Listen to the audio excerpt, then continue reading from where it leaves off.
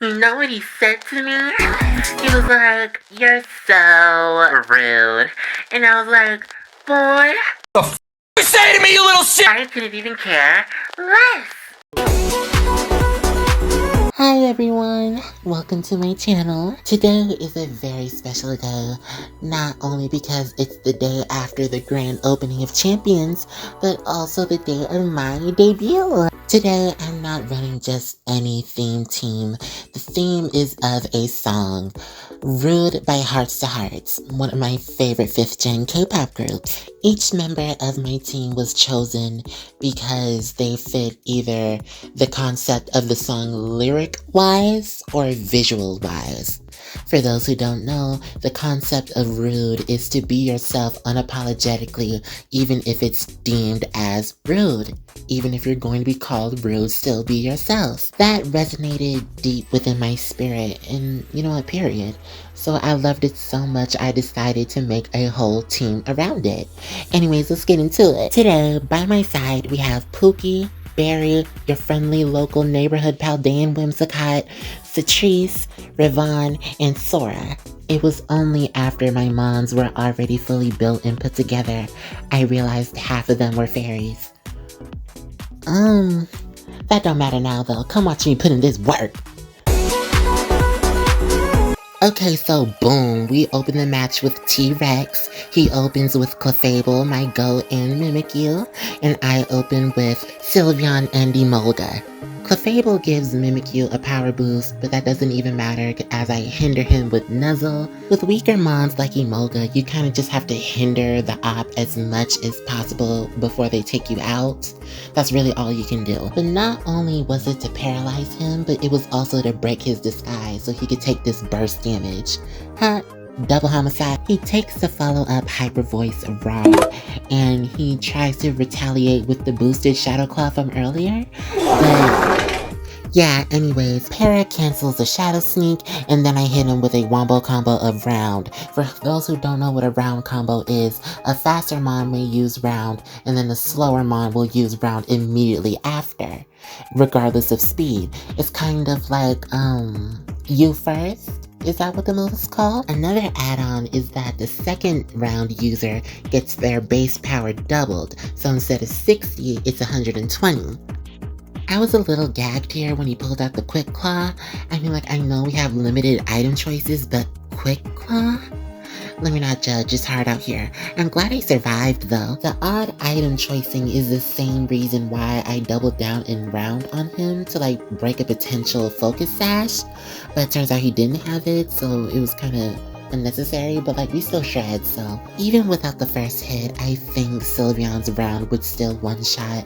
I'm not too sure though, because like, I don't really do calcs in between turns.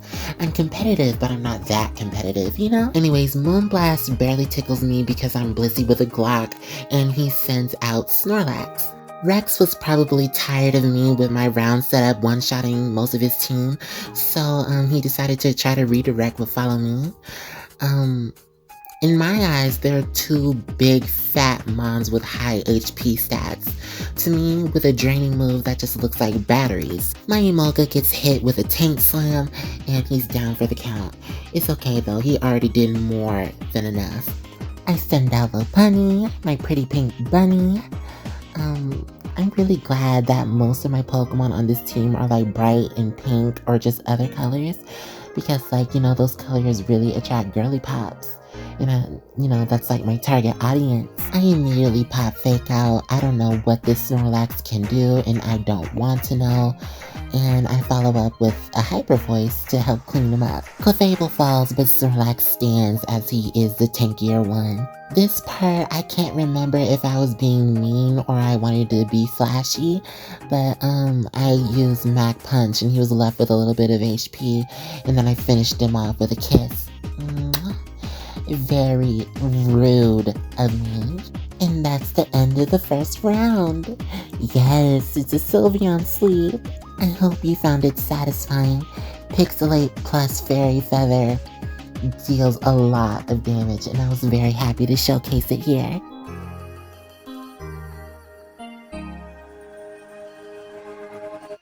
Yeah, so it's the next day. I got too tired. I was recording that at like 3 a.m. I don't know if you could tell, but like I literally dozed off at the end. Girl, it sounded like I was coked out. No shade. Also because it was like 3 to 4 a.m. I was trying my best to keep quiet, but then at the same time I sounded weird on the mic, and then my nose was getting stuffy. I don't know what was going on. It was a lot. You know what? Just cut the whole show. Let's regroup, recalibrate, and do this again tomorrow. And that's exactly what I did. Anyways, back to the show. Hi again. Did you enjoy the battle? A lot of people are very big fans of Sylveon, so I was very happy to open the video with the Sylveon sweep. I'm not too sure if you clocked this already or not, but I tend to struggle with aggressive gameplay. What I mean by this is just like not only from the first match, but like the other two matches you'll kind of see me pull more safe choices instead of the full aggressive one, even if I have like a full green light to do so. I feel like it's kind of like a trauma response, a trauma response from like using weaker Pokemon earlier, and like, you know, when you use weaker Pokemon and like you're going against like OU and legendaries, you tend to get overwhelmed very easily, and like you're just so used to your Pokemon not being able to kill anything at all, and then at the same time getting one shot by everything. So like, what's the point in even trying? But like now with this team I made literally 2 days ago, the roster sucks. Who said that? Oh my god. Anyways, with this team I made 2 days ago, it kind of like forces me to play more aggressively, and I like it. It encourages me to learn more. Anyways, on to the next one. You know what he said to me? He was like, comment, and subscribe. Mwah. This is the only match where I remember to showcase the enemy's team. I genuinely have no idea what he's cooking. I don't even know what a core is. I'm not making fun of him. I'm just genuinely ignorant. Anyways, the match starts. He opens up with Kingambit and Whimsicott. Now this is a hyper offense set. Get into it. I got Lopunny and Zarina. Immediately, I click the Mega Evolve button and then I pop the Whimsicott with a Fake Out. I'm not playing games. I love Mega Lopunny so much. Fake Out Mega Lopunny is such a crutch for me. I love her. I have no idea what she was planning to do anyway, and I never want to find out. Anyway, so I hit Kingambit with a surprise high jump kick. Surprise, surprise, it hits. We didn't miss and throw the entire game. We all cheer! Whimsicott sits there, still gagged by the Fake Out, and he sends out his camera. Lopunny had nothing else to do at the moment, so I just brought her back and sent out your friendly neighborhood Paldean Whimsicott. He blocks the chop kick with Protect, and to be honest, I don't know why I put 2 grass types in this man's face. Little did I know it was a setup. He activated his domain expansion. That's right, ladies and gentlemen, girls, gays, days, he, she, we, non-binary, vegan, vegetarian, non-binary, blue hair, pronoun, baristas. This is actually a Trick Room team. Now that leads me to the question, can PokéIdol survive Trick Room? Come find out. Yes sir, the speeds are reversed. Camerupt is now busted and skinny. I swapped Zarina out for Azumarill for the incoming fire damage. I didn't want to do a double switch though, so I kept Whimsy in there. It's fine though, cause he's sashed. Originally, I tried to encore the Whimsicott's Trick Room so she could reverse it, so I could be like smart and stuff. But because of the reverse speeds, she acted before me and she used Charm instead. Azumarill tanks the eruption beautifully. Surprisingly, I made this team to be hyper aggressive, yet here I am stalling out a Trick Room. Funny, huh? Though our speed order is reversed, our priority isn't. I take advantage of that. I use Helping Hand to boost an incoming Aqua Jet on the Camerupt. And yeah, the fact that that almost killed him anyway is crazy. My attack stat was cut in half, mind you. And it gets cut down even more because Whimsicott is locked into Charm. Camerupt uses Eruption again and it did literally nothing. Is Camerupt the worst mega in the entire franchise? And is he a fraud? I can't answer that here, baby. Anyways, I send out Zarina again. Ooh. I forgot to edit this turn out. Oops. Turns out I'm the fraud. Anyways, he withdraws his Camerupt. I'm not too sure what he would be able to do later, but I digress. And then he sends in the Mimikyu. Alright. I missed the first time. Okay. You know what, period. That's bright powder for you. Whimsicott is still locked into Charm and Queenly Majesty blocks it. I figure that because Trick Room is about to end, I just use Trailblaze so I could be sped up even more when it ends. And I miss again. Okay, bright powder, put in work. Charm gets blocked again due to Queenly Majesty, and so now he hits a play rough. And it crits. I doubt that was necessary. Right here, I just used Chop Kick to break the disguise. There's nothing else to really do here, I'm just clicking buttons. Actually, never mind, it wasn't only to break his disguise, but also lower his attack too, because them play roughs are nasty. The encore finally ends, and yay, we survived the Trick Room! The battle's not over yet though, as I'm still at a disadvantage with a 2v3. I do as any other fake out merchant would and pop fake out immediately. I'm not playing games, and I miss another attack while he hits a second play rough. Okay, at this point, I just give up on him entirely and switch targets. If one of them isn't gonna die, we have to target the other one and move forward. To my surprise though, all hits this turn coming from me were successful. We cheered. Chop Kick lands, as I said, and we drop his attack stat even more. That is very important. And he hits Play Rough again. I missed my attacks on this Mimikyu just because he had Bright Powder like, what, 3 times already? And he can't miss a single Play Rough? Even for my Emolga, I would hit them with Nuzzle so they're paralyzed, and then I would hit them with an Air Slash. And I also have Bright Powder, and they would still hit me through it. I don't know what's going on. What in the RNG? Camera Flop gets popped, he's irrelevant, and he hits me with the 4th Play Rough. Oh my god. His attack stat is cut in half now though because of the Chop Kick, so his play roughs aren't really doing anything anyway, regardless if they miss or not. I don't know why he's using Protect, stalling out the inevitable. Like, girl, just take this L and move forward, keep it pushing, we got stuff to do. He tries to pop Shadow Sneak, I'm not too sure why. You've seen what happened with Whimsicott. And I miss again. That's not Bright Powder. I know that's not Bright Powder. What does this Mimikyu have? That is not Bright Powder, I'm telling you. I miss again and again, and he hasn't missed Play Rough once. Girl, my Bright Powder doesn't do that. What kind of stuff he got going on, baby? He got crack in that powder pouch. I'm trying my best to like move around this powder thing, girl, and next thing you know, he finally forfeits. We all cheered. I was so sick. I'm gonna clip this video to say bam Bright Powder. Get him banned. Period. I'm so sick. Did you like that one? Did you count how many times I missed the Mimikyu? The next we really don't give a fuck. Final round, round 3. Let's go. They open up with Talonflame and Garchomp, and I open with an even more aggressive opening. Azumarill and Lopunny. Don't ask me why I forgot to Mega Evolve here. I don't know. I was panicking over imaginary threats. But I hit the Talonflame with a Fake Out, and then Garchomp hits us with Earthquake.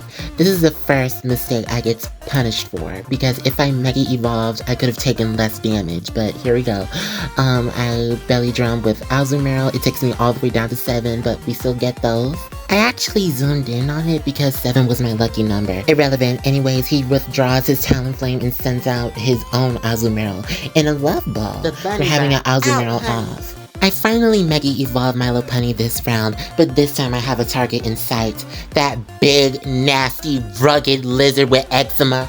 I've been wanting to do this ever since Legenza came out. Watch this. Another mistake I made was hit the Azumarill with an Aqua Jet instead of Play Rough. I was so overly worried about Play Rough missing. I think that Mimikyu match from before traumatized me a bit. Boom! Crit 2. What Yacha Berry? Yeah. Bam! Bop. Bada bop boom. Pow. Yeah! Save this triple axle just for him. I'm so serious. Elisa Leo got nothing on this. Enough of that. He sends out his Starmie. And Shiny Starmie is just so pretty. It's gorgeous. And Mega Starmie is even prettier. Oh my goodness, stunning. That's Mother. I can't. Mothered so hard, I started age regressing. Mothered so hard, I knew my time was up, so I picked Mach Punch because I knew he was about to clock me. And clock me is exactly what he did.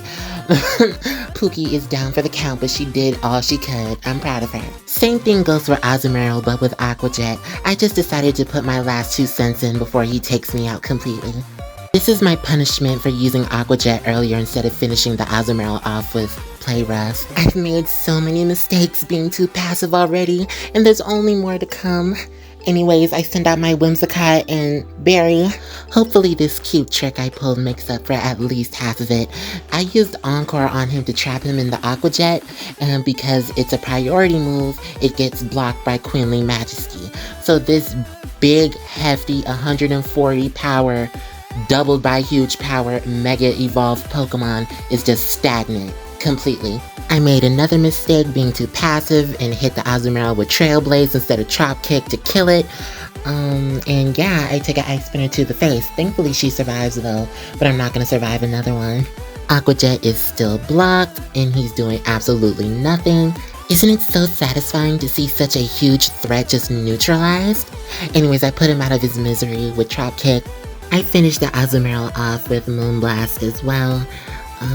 Though this was a cute trick, I already made too many mistakes prior, and I just couldn't catch up. Posting a loss on your debut video is kind of insane, but like, I don't know, it just makes me look more human, right? More humble? He sends out his Talonflame, and I finally decide to take a risk. I use Helping Hand to boost a high jump kick and like hopefully finish it off, but it wasn't enough. The lesson behind this battle is to never wait until the end to take a risk. I did that throughout the entire video, now look where it got me. Anyways, the Talonflame finishes off my Zarina, and soon after he picks off my Whimsicott. Posting a loss is embarrassing, but I just had to post it for the cute trick and also to show Megastarmie because he's just that beautiful.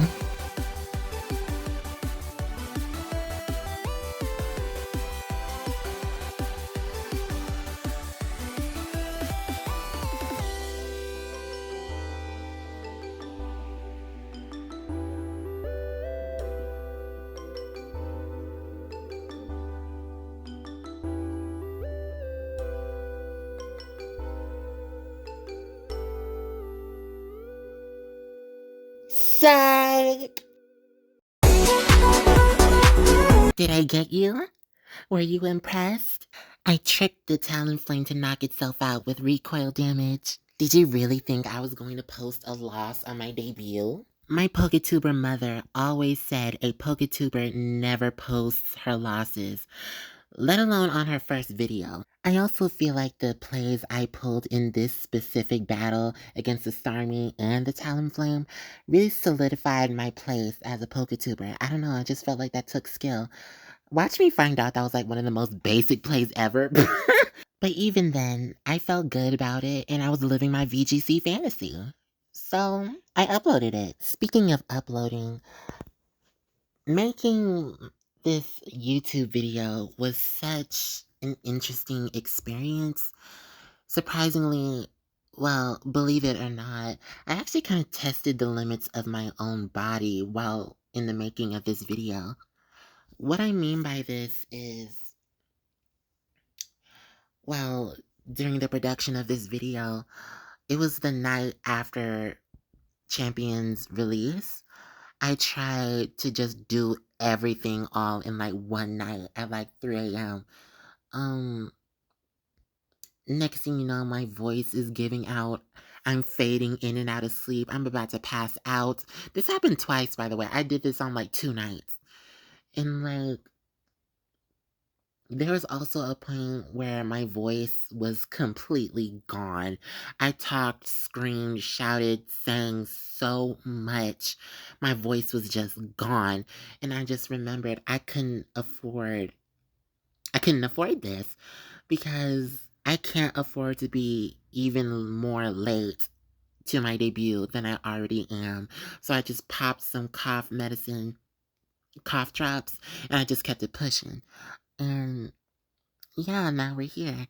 Overall, this gave me more insight on what YouTubers actually go through in like the process of uploading these videos back to back every day even. Which now I find that insane. I don't know how they do that. I don't know how they have the energy, the spirit, the will to do that even. And yeah, I don't know. It's just, this is a good experience though. Don't get me wrong. This is a good experience. I'm happy to upload. I will be uploading again soon. This video was inspired by one song, Rude by Hearts2hearts, but I have two other songs in mind. I actually hinted at both of them in my past videos. I hope you clock it. Oh, and if you do, comment down below what you think the other two songs are. They're both K-pop songs. Now though, I don't really have much to say. A question of the day would be, now that Champions has come out, what do you think of it? And are you satisfied with your favorite new Mega's ability? Other than that, I don't really have anything else to say. Thank you so much for watching till the very, very end. From the bottom of my heart, I'm so grateful for you. It was very scary taking this jump, so your support means the world to me. Thank you, thank you, thank you so much. Until then, bye-bye. Said to me, he was like, you're such an amazing PokeTuber, and you outdid all my faves. I've been acting too rude. Either that, no rule. Gonna bump on an attitude. I'm not bad. You can make me act right.